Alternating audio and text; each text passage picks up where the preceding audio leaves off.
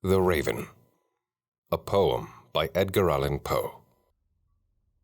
Once upon a midnight dreary, while I pondered weak and weary over many a quaint and curious volume of forgotten lore, while I nodded, nearly napping, suddenly there came a tapping, as of someone gently rapping at my chamber door.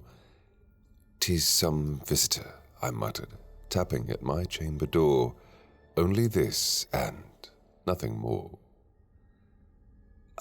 Distinctly I remember it was in the bleak December, and each separate dying ember wrought its ghost upon the floor. Eagerly I wished the morrow, vainly I had sought to borrow from my books surcease of sorrow, sorrow for the lost Lenore, for the rare and radiant maiden whom the angels name Lenore, nameless here for evermore. And the silken, sad, uncertain rustling of each purple curtain thrilled me, filled me with fantastic terrors never felt before, so that now, to still the beating of my heart, I stood repeating, "'Tis some visitor entreating entrance at my chamber door, some late visitor entreating entrance at my chamber door. This it is, and nothing more." Presently my soul grew stronger, hesitating then no longer. "Sir," said I, "or madam, truly your forgiveness I implore. But the fact is I was napping, and so gently you came rapping, and so faintly you came tapping at my chamber door, that I scarce was sure I heard you. Here I opened wide the door. Darkness there, and nothing more." Deep into that darkness peering, long I stood there wondering, fearing, doubting, dreaming dreams no mortal ever dared to dream before. But the silence was unbroken, and the darkness gave no token, and the only word there spoken was the whispered word, "Lenore." This I whispered, and an echo murmured back the word, "Lenore." Merely this, and nothing more. Back into the chamber turning, all my soul within me burning, soon again I heard a tapping somewhat louder than before. "Surely," said I, "surely that is something at my window lattice. Let me see then what thereat is, and this mystery explore. Let my heart be still a moment, and this mystery explore. 'Tis the wind, and nothing more." Open here I flung the shutter, when with many a flirt and flutter in there stepped a stately raven of the saintly days of yore. Not the least obeisance made he, not a minute stopped or stayed he, but with mien of lord or lady perched above my chamber door. Perched upon a bust of Pallas just above my chamber door, perched and sat, and nothing more. Then this ebony bird beguiling my sad fancy into smiling, by the grave and stern decorum of the countenance it wore. "Though thy crest be shorn and shaven, thou," I said, "art shorn no craven, ghastly grim and ancient raven wandering from the nightly shore. Tell me what thy lordly name is on the night's Plutonian shore." Quoth the raven, "Nevermore." Much I marvelled this ungainly fowl to hear discourse so plainly, though its answer little meaning, little relevancy bore.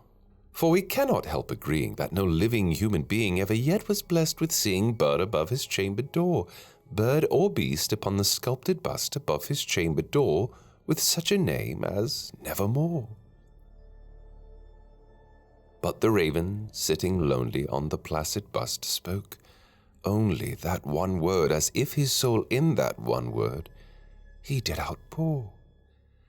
Nothing further than he uttered, not a feather then he fluttered, till I scarcely more than muttered, "Other friends have flown before. On the morrow he will leave me, as my hopes have flown before." Then the bird said, "Nevermore." Startled at the stillness broken by reply so aptly spoken, "Doubtless," said I, "what it utters is its only stock in store, caught from some unhappy master, whom unmerciful disaster followed fast and followed faster, till his songs one burden bore, till the dirges of his hope that melancholy burden bore of never, nevermore. But the raven, still beguiling all my sad soul into smiling, straight I wheeled a cushioned seat in front of bird and bust and door. Then upon the velvet sinking I betook myself to linking fancy unto fancy, thinking what this ominous bird of yore, what this grim, ungainly, ghastly, gaunt, and ominous bird of yore meant in croaking nevermore. This I sat engaged in guessing, but no syllable expressing, to the fowl whose fiery eyes now burned into my bosom's core. This and more I sat divining, with my head at ease reclining, on the cushion's velvet lining that the lamplight gloated o'er, but whose velvet violet lining with the lamplight gloating o'er she shall press, nevermore. Then methought the air grew denser, perfumed from an unseen censer, swung by seraphim whose footfalls tinkled on the tufted floor. Wretch, I cried, thy God hath lent thee, by these angels he hath sent thee, respite, respite and nepenthe from thy memories of Lenore. Quaff, oh quaff, this kind nepenthe, and forget this lost Lenore. Quoth the raven, nevermore. Prophet, said I, thing of evil, prophet still if bird or devil, whether tempter sent or tempest toss thee here ashore. Desolate yet all undaunted, on this desert land enchanted, on this home by horror haunted, tell me truly, I implore, is there balm in Gilead? Tell me, I implore. Quoth the raven, nevermore. Prophet, said I, thing of evil, prophet still, if bird or devil, by that heaven that bends above us, by that God we both adore, tell this soul with sorrow laden, if within the distant Aidenn it shall clasp a sainted maiden whom the angels name Lenore, clasp a rare and radiant maiden whom the angels name Lenore. Quoth the raven, nevermore. Be that word our sign of parting, bird or fiend, I shrieked of starting. Get thee back into the tempest and the night's Plutonian shore. Leave no black plume as a token of that lie thy soul hath spoken. Leave my loneliness unbroken, quit the bust above my door. Take thy beak from out my heart, and take thy form from off my door. Quoth the raven, nevermore.